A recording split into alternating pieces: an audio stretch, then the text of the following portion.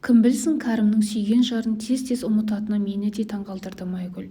Өткен жылы тергеушімен кездесіп едің ғой, сонда таппай жатырмыз деп еді ғой, есіңде ме Аманғазы? Менің бір ұсынысым бар. Тергеушімен сол туралы сөйлескім келеді. Ол қандай ұсыныс, айтсаңшы Аманғазы? Осы Латипаның жоғалуына кәрім кінәлі ме деп күдіктене Майгүл. Қойшы Аманғазы, ол мүмкін емес. Жарайды, мен жұмысқа кеттім деген Аманғазы Жолшыбай полиция бөліміне кіріп тергеушілермен ұзақ сөйлесті. Сіздің келгеніңіз жақсы болды. Кәріммен кездескенімізде үйленетіні туралы ештеңе айтпаған еді.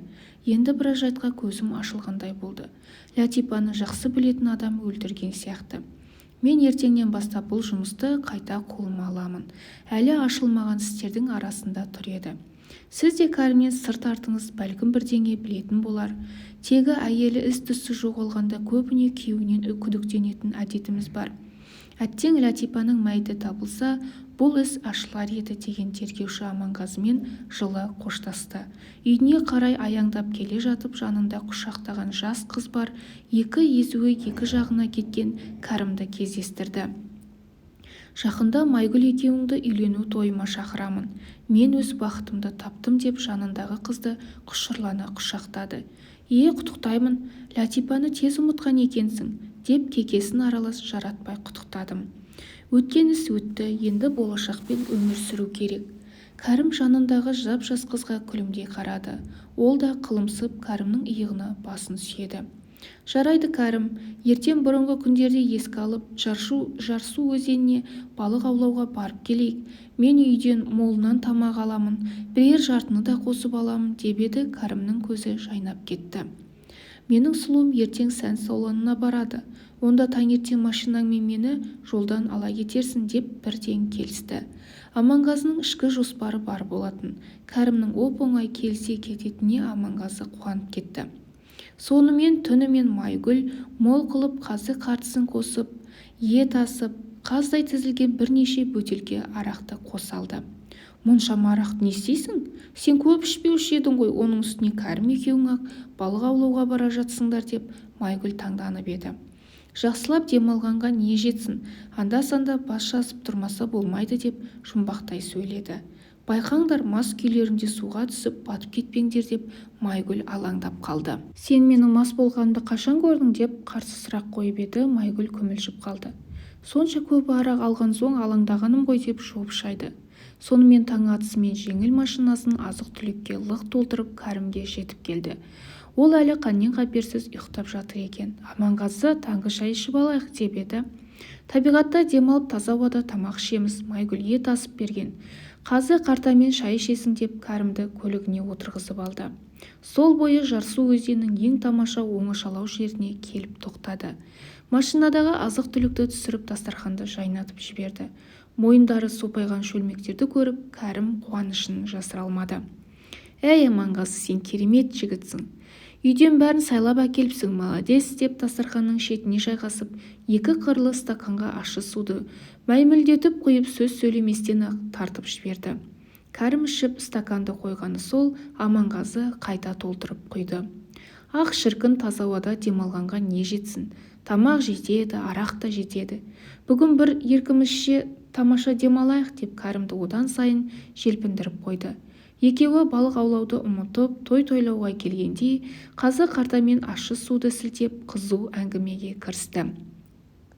Кәрімнің мас болып қыза бастағанын байқаған Аманғазы қырлы стаканды шүлпілдете құйды.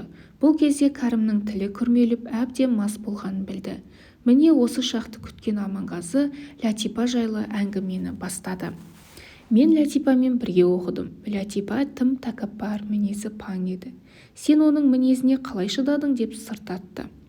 Өйткені кәрімнің араққа үйірлігін, жақтырмай екеуінің ұрсып қалғанын сан рет байқаған. Аманғазы, сен дұрыс айтасың. Мен де оның мінезіне шыдамадым ғой, деп кәрім тілі күрмеліп айтып қалды. Әңгімені өрбіту үшін Аманғазы Майгүлді айтқан болып, әңгімені қыздыра түсті.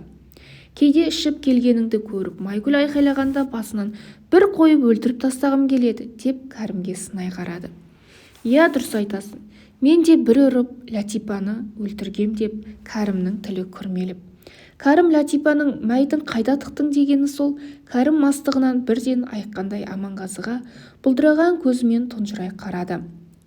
Мен Латипаны өлтірген жоқпын деп мастығынан айыққандай жантайып жата кетті. Қап, жаңа ғана шындықты айтайын деп еді. Қап, есін жиып ала қойғанын қарашы деп қатты өкінді. Алайда Латипаның өліміне кәрім кінәлі деген жүрек түкпіріндегі күмәні берік орнықты. Кешке дейін балық аулауда жүрген кезде кәрім арақ ішуді қойып Аманғазыға сақтықпен қарап, мұнан кейін артық ауыз сөз айтпады. Жаңағы қызып отырған абайсызда Латипаның өлімі туралы артық сөз айтып қалғанын сезіп шошығаны үрке қараған бет әлпетінен-ақ көрініп тұр. Аманғазы да бұдан артық сөз қозғамады. Кешкілік екеулер ұсталған 2-3 балықтарын көлікке салып үйлеріне қайтқан. Жол бойы кәрім жақ ашпады. Оның ештеме айта қоймайтынын байқаған Аманғазы да оны әңгімеге тартып қыстамады. Кәрім қалаға жеткенше ләм-мим деп ауыз ашпады. Әлденеге алаңдағандай күй танытқан. Бұл кезде түн қараңғылығы қоюлана түскен. Тек қана үйіне жеткізіп салғанда ғана тіл қатты. Аманеке, мен бүгін мас болып артық сөйлеп қалсам, кешір деген. Жоға, ештеме артық айтқан жоқсың, бәрі дұрыс, алаңдама, деді Аманғазы, кәрімді үйінің тұсынан түсіріп. Сол маңдағы өз үйіне келген. Бүгін кеш қайттыңдар ғой, қанша балық ұстадыңдар? Мына екеуін қуырып жібер деп 2 ақ сазанды Майгүлдің қолына ұстатқан. Пәлақ, таңертеңнен бастап қара кешке дейін жүріп ұстағандарың осы 2 ақ балық па? Деп Майгүл таңғалды. Есесіне мен басқа балық ұстадым деп Аманғазы жұмбақ жауап берді. Ол қандай балық? Кәрім екеуің қыз келіншектерге қырғидай тиіп басқа балық ұстағандарың сол ма? Деп Майгүл ашуға булықты. Майгүл, саған не болған? Мұндай қызғаншақ екеніңді күні бүгінге дейін білмеппін. Мен басқа балық деп Кәрімді айтып отырмын, деп Аманғазы ағынан жарылып жылы жымиды. Кәрімді қандай торға түсірдің? Сен осы Латипаны кәрім өлтірген болар деп сұмдық жорамал жасаушы едің. Сол рас па екен деп көзі шарасынан шығып атыстай болды әйелінің. Иә, кәрім өлтіріпті. Аманғазы, мұндай нәрсемен ойлануға болмайды. Шын айтып тұрсың ба? Иә дейм. Тергеушілер мойындата алмаған айыбын сен қалай мойындаттың? Араққа сылқиып тойып алған соң көкпе қатындарды ұрып өлтіргім келеді деп сөзге тартып едім. Мен де Латипаны ұрып өлтіргем деп байқаусызда айтып қалды. Қойшай, шын ба, астапыралла, сенейін бе, сенбейін бе? Сенсең де, сенбесең де өзің біл, бірақ шындық осы. Сұмдық, ойбайламай шай қойсаңшы. Кенезем кеуіп кетті. Жарайды қазір, ойпырмай, аллай, кәрімнің қаншер екенін білмей жүріппіз ғой. Сұмдық-ай, байғұс Латипа қаншерге қалай тұрмысқа шыққан? Кәрімді неге соттамайды? Деп сұрақты жаудырды. Ертең тергеушімен сөйлесіп көрем дегеннен басқа Аманғазы бұдан артық ештеме айтпады. Іште қобалжып тұрғаны бет әлпетінен, ойлы жанарынан көрініп тұрды. Өйткені бір кезде өзі ғашық болған Латипаның кәрімде қаншердің қолынан қаза тапқанын білген соң жаны жай таппай іште аласұрып тұрғаны шын еді. Аманғазы түнімен ұйықтай алмай дөңбекшіп шықты. Алдынан кербез сұлу Латипаның бейнесі тұрды да қойды. Мен сені өлтірген қандықол қылмыскерді білден сезгем. Енді оны құрықтатқызбай қоймаймын. Бұл менің саған жасаған ең соңғы азаматтық парызым деп іште өз-өзіне серт бергендей болды. Таң бозасынан асығыс тұрып, таңғы шайын ішпестен тергеушімен жолығуға асықты. Бірден іске кірісті. Менің күмәнім расталды. Латипа марқұмның күйеу мас кезінде әйелін ұрып өлтіргенде байқамай мойындады. Мәйітті қайда жасырыпты деп тергеуші Аманғазыдан жауап күтті. Ол бірден есін жиып ала қойды. Тіпті мас кезінде артық ауыз сөз айтқанын айтып, менен кешірім сұрады. Ендігі жұмыс сіздердің қолдарыңызда. Мәйіттің қайда екенін айтқызып жауап алыңыздар, деді Аманғазы. Сіз азаматтық жасадыңыз. Қауіпті қылмыскердің жолын кестіңіз. Егер осы жол ұсталмай құтылып кетсе, тағы біреудің обалына қалатыны даусыз.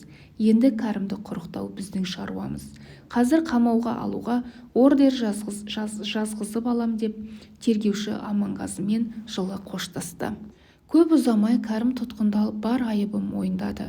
Үй ішіндегі жанжал кезінде Латипаны құлақ шекеден бар пәрменімен ұрып құлатқанын, ол есінен танып жатқанда шұлығымен буындырып жертөлеге көміп тастағанын мойындады.